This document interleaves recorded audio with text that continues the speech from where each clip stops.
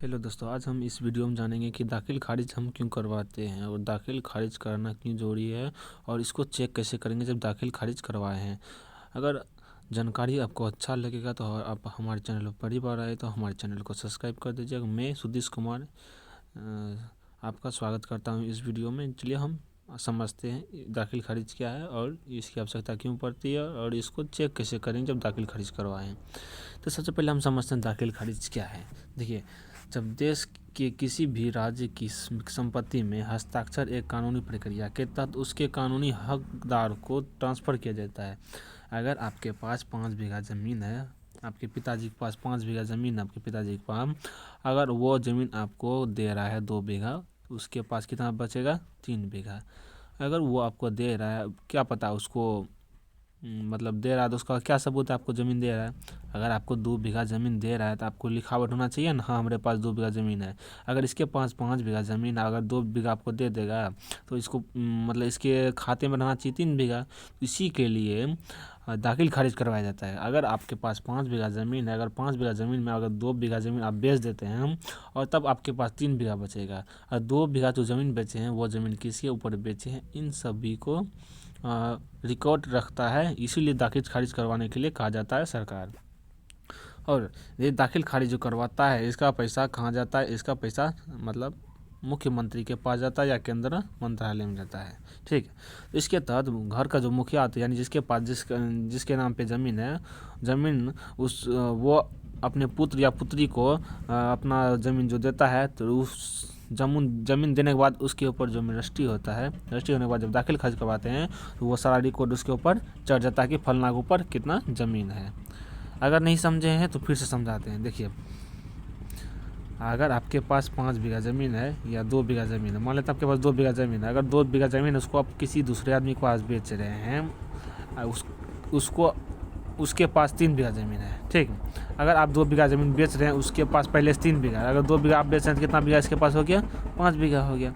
5 बीघा हो गया तो आपको इसके ऊपर रजिस्ट्री करना पड़ता है। रजिस्ट्री इसलिए कर रहे हैं क्योंकि अगर आप ज़मीन बेच दिए तो आपके ऊपर ज़मीन नहीं है, इसलिए आपका खाता खाली हो गया। इसलिए आप अपना ज़मीन का जितना भी रिकॉर्ड है वो सारा चीज़ ख़त्म हो जाएगा और आपके द्वारा जो ज़मीन बेचा गया है वो रिकॉर्ड किसके ऊपर चढ़ जाएगा? इसके ऊपर चढ़ जाएगा। इसलिए दाखिल खारिज करवाना ज़रूरी है। अगर आप ज़मीन बेच रहे हैं, दाखिल खारिज जब नहीं करवाइएगा तो आपका ज़मीन नहीं बिके। जब बिक जाएगा तो आगे जाके बहुत सारी परेशानी का सामना करना पड़ेगा। इसको चेक कैसे करेंगे, इसलिए इसको हम जानते हैं। चेक करने के लिए सबसे पहले आपको गूगल में जाकर सर्च करना होगा बिहार भूमि। क्या सर्च करना है? बिहार भूमि। बिहार भूमि लिख के सर्च कीजिएगा तो नीचे एक ऑप्शन आपको दिखाई देगा बिहार भूमि के, यहाँ पर आप देख सकते हैं। इस पर आपको क्लिक कर देना है। जैसे ही आप इस पर क्लिक कीजिएगा दूसरा पेज खुलेगा।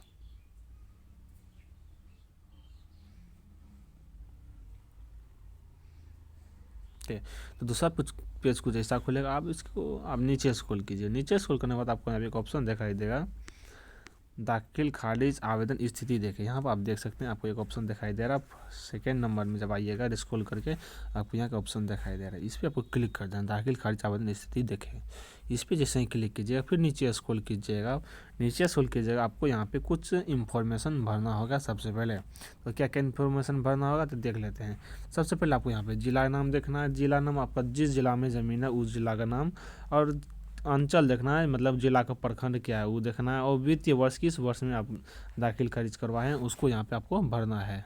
हम आपको दाखिल खारिज चेक करने के लिए बता रहे हैं, तो जिसको मोडिशन बोलते हैं, मोडिशन चेक करने के लिए बता रहे हैं। उसके बाद अगर आपके पास केस नंबर, यानी आवेदन जो किए होंगे, दाखिल खारिज आवेदन जब किए होंगे उसमें आपको केस नंबर दिया जाता है।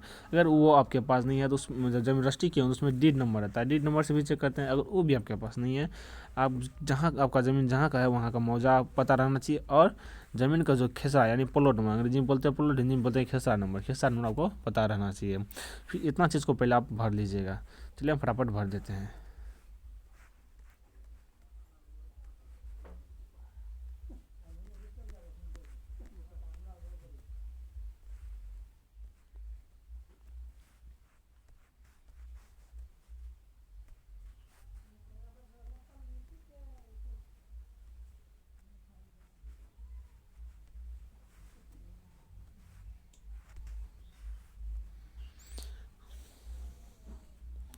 सारा चीज़ भरने के बाद आप यहाँ पे आपको सुरक्षा कोड भरना। सुरक्षा कोड भरने के बाद आपको यहाँ पे सर्च का ऑप्शन दिखाई देगा, आपको यहाँ पे सर्च का ऑप्शन पे क्लिक कर देना है। तो फटाफट हम भर देते हैं और सर्च का ऑप्शन पे क्लिक कर देते हैं। आपका जो दाखिल खारिज नीचे निकल के आ जाएगा। आप यहाँ पे देख सकते हैं दाखिल खारिज में है क्या। सबसे पहले आपको यहाँ पे केस नंबर नज़र आएगा, आपको केस नंबर आपको यहाँ पे नज़र आएगा। उसके बाद ज़मीन का जो खाता है वो नज़र आएगा, आपका जो खेसरा ज़मीन का वो नज़र आएगा, और जिसके नाम पे ज़मीन का दाखिल खारिज हो रहा है उसका नाम आएगा। और उसके बाद कब किए हैं दाखिल खारिज वो डिटेल्स यहाँ निकल के आएगा, डेट निकल के आएगा। और अभी आपका जो दाखिल खारिज कागज़ आप किसके पास है, कर्मचारी CO या RO किसके पास है, यहाँ पर सारी चीज़ दिखाएगा। तो आप यहाँ देख सकते हैं इस आदमी का जो है दाखिल खारिज जो करवाया था है, इसका जो यहाँ पे मोटिवेशन स्थिति हुआ ऑब्जेक्शन लगा हुआ है। ऑब्जेक्शन लगाया इसके अंदर जब यहाँ पर आपको एक मतलब आँख के जैसा दिखाई दे रहा है एक लोगो, इसमें आप जैसे जाइएगा तो पूरा डिटेल्स आप देख सकते हैं। डिटेल्स देखने के लिए आप इसमें जाइएगा। चलिए हम जाके दिखाते हैं आपको। जैसे इसमें क्लिक करेंगे कुछ दूसरा पेज ऐसा खुलेगा, और उसके बाद आप यहाँ पे अपना जो कि स्टेटस देख सकते हैं। स्टेटस आपको बताया अभी ऑब्जेक्शन लगा हुआ है। उसके बाद नीचे स्क्रॉल कीजिएगा कौन सा ज़मीन कहाँ गया है, कैसे कैसे क्या हुआ, सारा डिटेल्स इसमें आपको नज़र आएगा। उसके थोड़ा नीचे स्क्रॉल कीजिएगा तो आपको यहाँ पे दिखाई देगा अगर ऑब्जेक्शन लगा, ऑब्जेक्शन नोटिस, यहाँ का ऑब्जेक्शन किस कारण से लगाया, कौन लगाया, यहाँ पे सारी डिटेल्स निकल के आ जाएगा। इस पर जैसे ही जाइएगा ऑब्जेक्शन का डिटेल्स निकल के आ जाएगा। आप ऑब्जेक्शन डिटेल्स यहाँ देख सकते हैं। देखिए देख सकते हैं यहाँ पे सारी चीज़ दिया, मुकदमा संख्या इतना तब ऑब्जेक्शन लगाया गया है, सारी चीज़ यहाँ निकल के आ गया है। उसके बाद किस आदमी ने ऑब्जेक्शन लगाया वो भी डिटेल्स यहाँ देखिए आप निकल के आ चुका है। यहाँ देख सकते हैं ऑब्जेक्शन किस आदमी ने लगाया वो भी निकल के आ चुका है। यहाँ पे देख सकते हैं लगाया है आदमी का ऑब्जेक्शन, आपत्ति यहाँ आपत्ति कारण यहाँ दिया गया है। सारा डिटेल्स निकल के आ जाता है। फिर थोड़ा नीचे स्क्रॉल कीजिएगा तो यहाँ पे भी थोड़ा डिटेल्स और नीचे आ जाएगा। ठीक है, अगर किसी तरह और परेशानी होता है, अगर किसी बात को लेकर दिक्कत होता है तो आप हमें कमेंट कीजिएगा, हम पूरा डिटेल्स के साथ फिर से वीडियो बनाएंगे। और कोई भी परेशानी होता है तो कमेंट कीजिए, कोई दिक्कत की बात नहीं है, उसका रिप्लाई हम जरूर देंगे। धन्यवाद।